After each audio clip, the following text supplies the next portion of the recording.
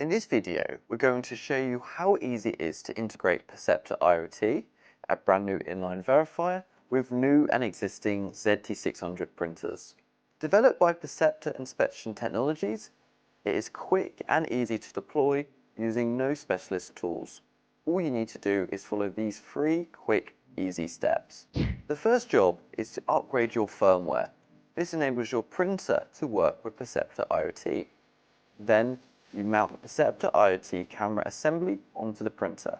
But don't worry, this is a simple job that your reseller will do for you. Having powered up the IoT device, simply enter your license key.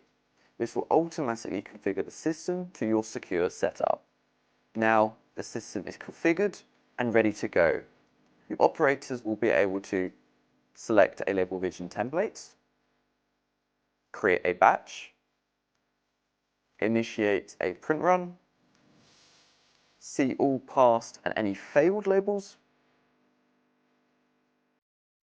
run batch reconciliation, and access all information through the management console. Perceptor IoT comes in Light, Pro, and Enterprise license options, making it the perfect choice for all industry sectors, from the automotive and retail supply chain through to compliance-led medical devices and life sciences.